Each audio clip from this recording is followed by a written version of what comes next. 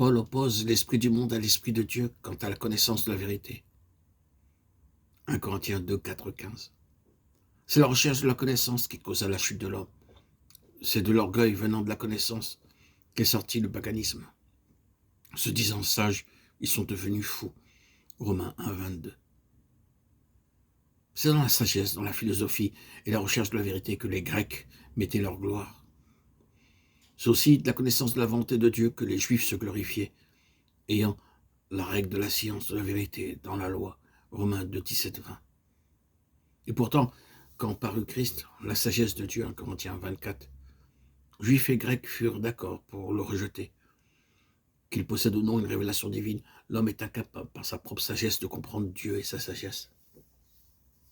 Son cœur séparé de Dieu n'aime pas faire la volonté de Dieu et son esprit obscurci ne peut plus le connaître. Même lorsqu'en Christ parut la lumière de Dieu et son amour divin, les hommes ne virent en lui ni beauté ni éclat. Ésaïe 53, 2. Dans l'épître aux Romains, Paul traite de la confiance de l'homme en sa propre justice et de l'insuffisance de celle-ci. Dans son épître aux Corinthiens, surtout dans les 3 premiers chapitres, c'est de l'insuffisance de la sagesse de l'homme qu'il nous parle. Et cela non seulement lorsqu'il s'agit d'apprendre à connaître la vérité divine et la volonté de Dieu, comme c'était le cas pour les Grecs, mais encore lorsque Dieu a déjà fait connaître sa volonté, comme c'était le cas pour les Juifs. Il démontre que toujours l'homme est incapable de saisir la vérité divine, sans une lumière venant de Dieu, sans la lumière du Saint-Esprit.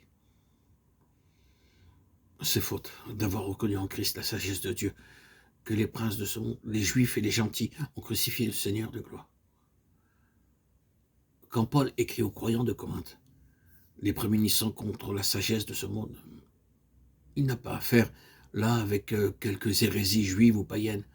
Il s'adresse à des croyants qui avaient pleinement reçu l'évangile d'un Christ crucifié, mais qui couraient le risque de prêcher ou d'écouter la vérité par le moyen de la sagesse humaine.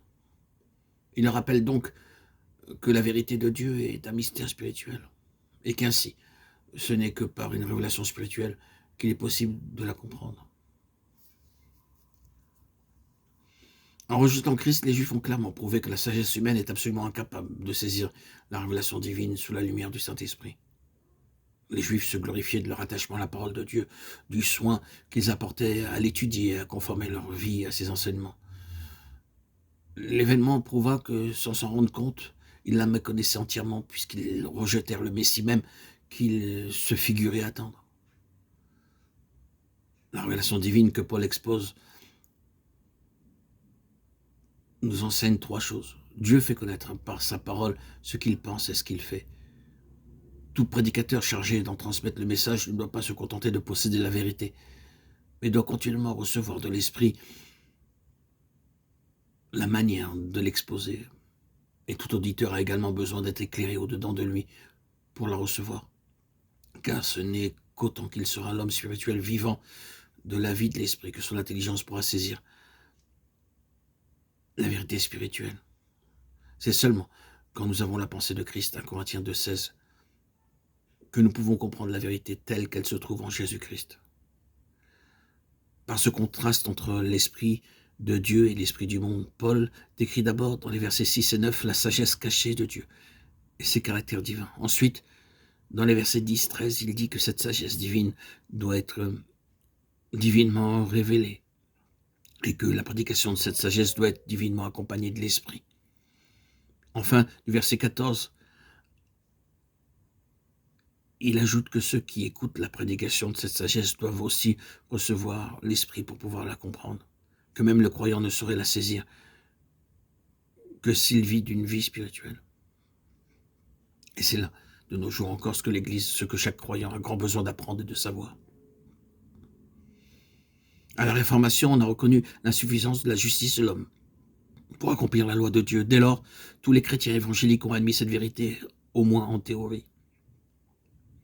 Mais l'insuffisance de la sagesse de l'homme est loin d'avoir été si clairement reconnue.